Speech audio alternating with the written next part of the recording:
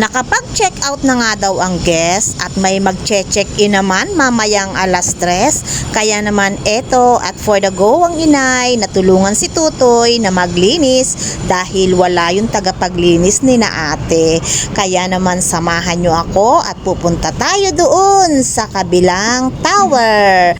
Kung hindi nga lamang kulang na ang oras ay si Tutoy na lamang sana ang maglilinis at ako ay marami pang labahin na mga pinagpalitan na bedsheet dahil si ate naman ay pupunta doon sa kabilang unit.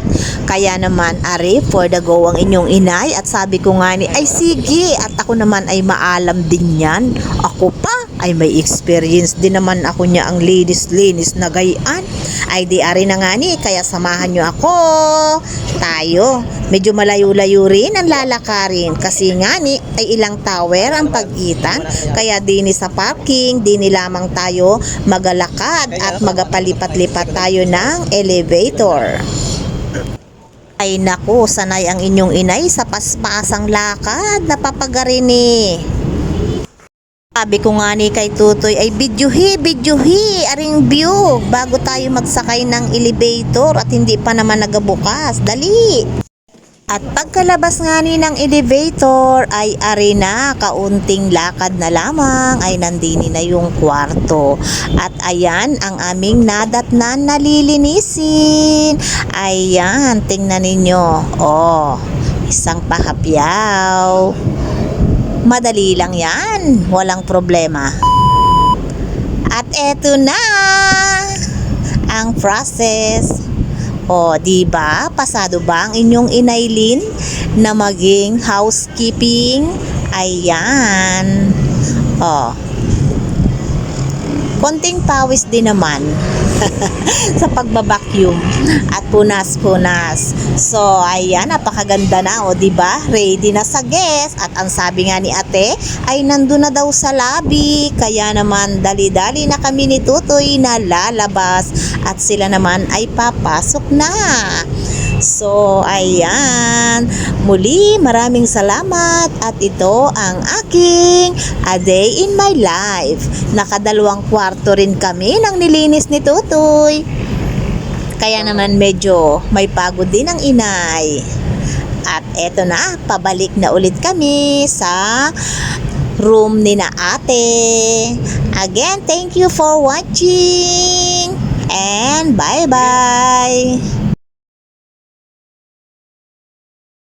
Nakapag-check out na nga daw ang guest at may mag-check in naman mamayang alas 3. Kaya naman eto at for the go ang inay natulungan si Tutoy na maglinis dahil wala yung tagapaglinis ni na ate.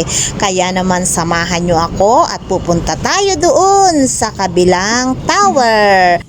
Kung hindi nga lamang kulang na ang oras ay si Tutoy na lamang sana ang maglilinis at ako ay marami pang labahin na mga pinagpalitan na bedsheet dahil si ate naman ay pupunta doon sa kabilang unit. Kaya naman are for the go ang inyong inay at sabi ko nga ni ay sige at ako naman ay maalam din yan. Ako pa ay may experience din naman ako niya ang linis na gayaan. Ay di ari na nga ni kaya samahan nyo ako. Tayo. Medyo malayo-layo rin ang lalakarin kasi nga ni ay ilang tower ang pagitan kaya dini sa parking dini lamang tayo magalakad at magapalipat-lipat tayo ng elevator. Ay naku, sanay ang inyong inay sa paspasang lakad, napapagarin eh. Sabi ko nga ni kay Tutoy ay videohi, aring view bago tayo magsakay ng elevator at hindi pa naman nagabukas, dali. At pagkalabas nga ni ng elevator ay ari na kaunting lakad na lamang ay nandini na yung kwarto. At ayan ang aming nadatnan na lilinisin. Ayan, tingnan ninyo. Oh, isang pahapyaw. Madali lang yan, walang problema. At eto na ang process. O, di ba? Pasado ba ang inyong inaylin na maging housekeeping? Ayan. O.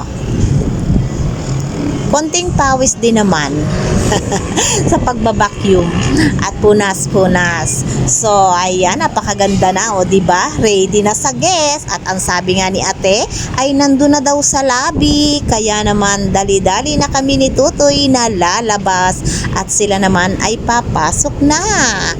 So, ayan.